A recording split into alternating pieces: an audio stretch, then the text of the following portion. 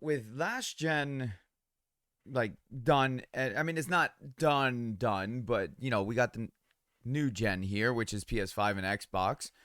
I never really took the chance to talk about what my favorite game of the PS4 era was. And it's late and I'm yawning. Um so I was here sitting and I'm thinking, I'm like, you know, I really should talk about this. I mean, this is a gaming channel, right? I should talk about what my favorite game of the last generation was. And don't get me wrong, there's a lot of good games. A lot of good games. Like even like if you're talking about first party or third party, there is a lot of good games, and I could just sit here spouting off game after game after game of the games that are like just stood out. Right? There's a ton of them. But my favorite game of last generation, and I don't know if maybe this comes to a surprise as anyone. Maybe it doesn't. Like if you know me and you know the channel, maybe it doesn't come as a surprise to you. But my favorite game of last generation, the PS4, Xbox One era, is Resident Evil 2 Remake. Now, you might be thinking, why? Why is Resident Evil 2 Remake, out of all the games, right? Out of all the games that came out last gen, why is Resident Evil 2 Remake the one that stands out the most? Because, I mean, you take Resident Evil 2 Remake, and if you're going to compare it to like other games, there's other games that do things extremely well and take advantage of the hardware and of the PS4 and the Xbox One. It's just something about this game. Like, I love Resident Evil. If you guys have been part of the channel for any period of time, you should know that I love Resident Evil. Hell, my intermission screen is Resident Evil. Take a look.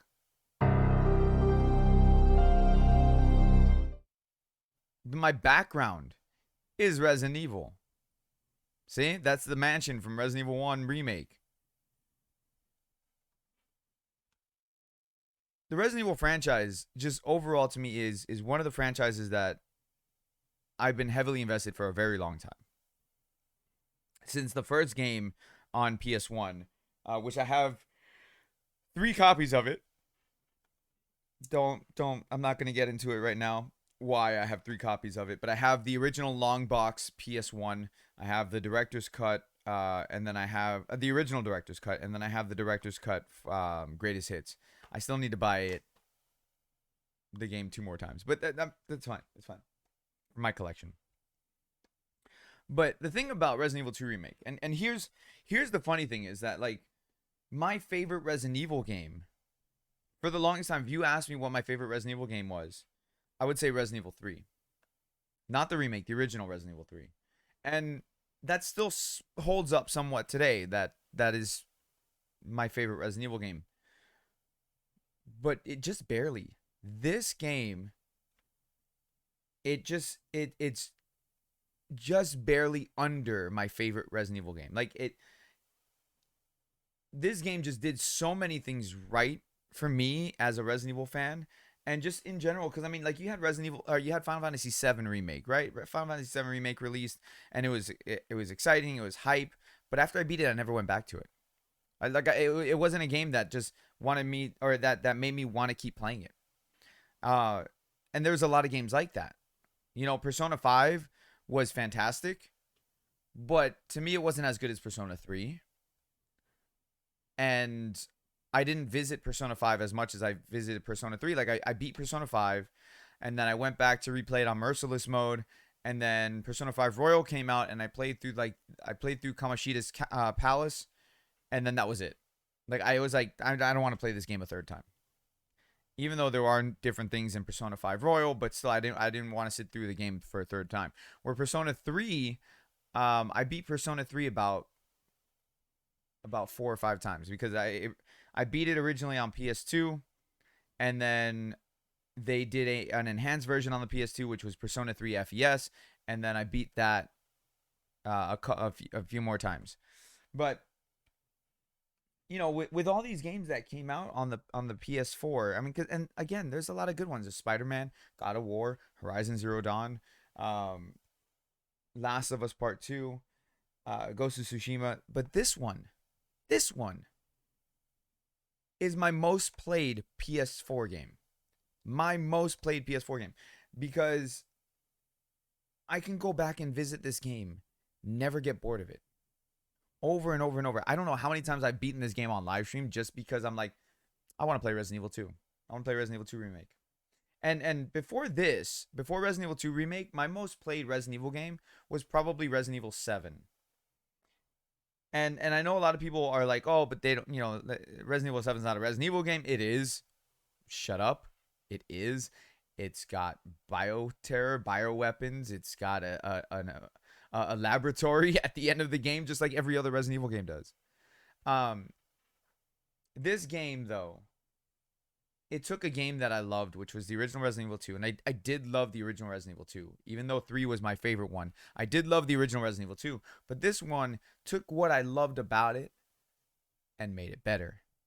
One of the biggest criticisms about the original Resident Evil 2 was the way Mr. X was handled. Uh, it was always said that when Resident Evil 3 came out, Nemesis was the improved version of Mr. X, where in this generation right here, Mr. X is the better version between Mr. X and Nemesis when it comes to the AI. Um, it just makes it terrifying. Uh, they took the RPD, and which was already a great setting in the original Resident Evil 2, but they made it scary again, right? Like the thing about the original Resident Evil 2, which again, I mean, the setting was fantastic, the RPD and everything, but at the time they couldn't do what they do here with lighting. They couldn't do it.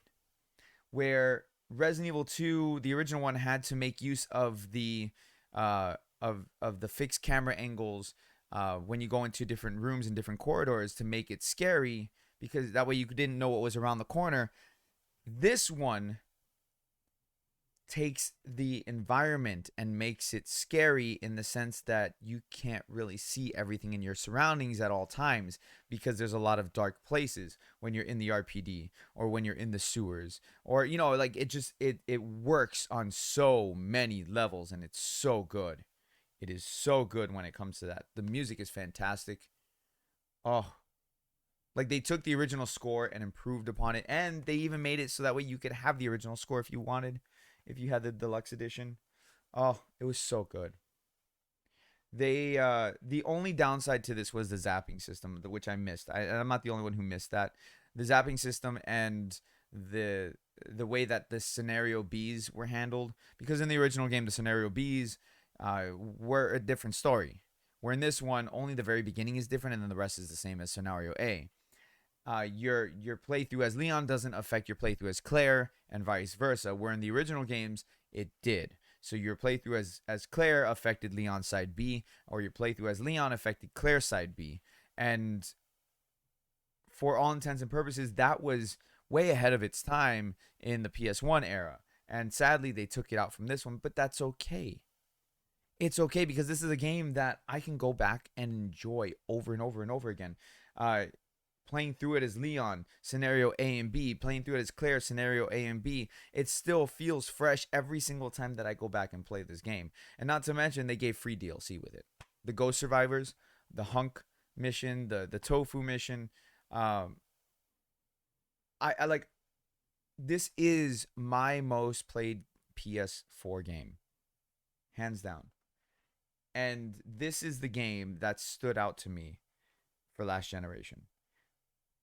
And rightfully so, because I feel like while I held Resident Evil 7 in a high regard, that it's Capcom going back to horror, this game is Capcom actually going back to their roots and perfecting the survival horror that we missed for so long. Because let's be honest, Resident Evil 4, while Resident Evil 4 did change a lot of stuff when it came to Resident Evil, it changed it in a completely different direction. It went more action heavy. It went more over the top settings, and the games became longer. And Resident Evil 4, while it was a good game for the time, for me, it doesn't hold up as much anymore. Like I get bored when I play Resident Evil 4. I don't personally, I don't like Resident Evil 5. It doesn't feel like the survival horror anymore because it's not. It's all action. You kill enemies and they drop items. So Resident Evil 6, same thing. It's just over the top action movie set pieces. This game went back to it. This game made it scary. This game was horrifying, and I loved it. Now, now I go back and I play it. I'm not scared of anything, but that doesn't mean I don't enjoy it. The audio in this game was probably some of the best in the PS4. Like the audio in this game reminded me heavily of the audio in Dead Space, where you can hear everything around you. If you have a good headset, you can hear everything around you. Hearing Mr. X's footsteps from one side going around to the other side, it's fantastic. And this isn't really a review on it. I'm just saying that the reasons why this game stood out to me as opposed to all the others.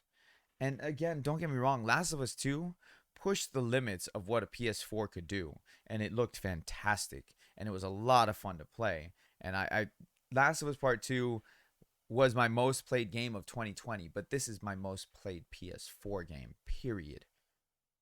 From when this game came out, I couldn't put it down. For good reason. Ghost of Tsushima, fantastic game. I didn't want to go back to play it. Yeah, I went back to play it when multiplayer released, but I didn't want to go back to play the story. Because, one, it was too long. Two, I'm kind of tired of the whole open world aspect of things. And after you beat it, there's just no reason to go back. Now, you could say the same thing about this, but you know what? There's a lot of reasons to go back to this one. You know why? You have 4 scenarios. On top of that, you have different difficulties. On top of that, you have your own personal challenges. You want to do speed runs. You want to try to get an S rank. You want to, like, there's just so many different things, right? So, like, my personal best time in this on I think it was Claire side B. My personal best time was a minute and, I think it was a minute and 40, not a minute, I'm sorry, an hour and 42 minutes. Yeah, I beat this game in a minute. No, it was an hour 42 minutes, but I've seen people speedrun this game in like 48 minutes. When it comes to games in general, the way that I look at games is what makes me come back to those games? What makes me want to replay those games? Like, for example, the aforementioned Resident Evil 3, the original one. What made me want to go back to play this game? There was only one scenario. It was just Jill. It's not like the original Resident Evil that you had Jill and Chris, or Resident Evil 2, you had Leon and Claire. No, it was just Jill in this. What made me go back over and over again to play this game? The reason why I would go back to play this game is because there was a lot to do in this game. You had every playthrough that you did of this game was different. You had a random factor for Nemesis. Depending on what you did, Nemesis would pop up in different places. You had random factors in the puzzles. Depending on what you did, the puzzles would change. Depending on your choices, on your decisions, the game would change. Then you had all the epilogues that you can get for all the different characters that have been in the games prior to Resident Evil 3.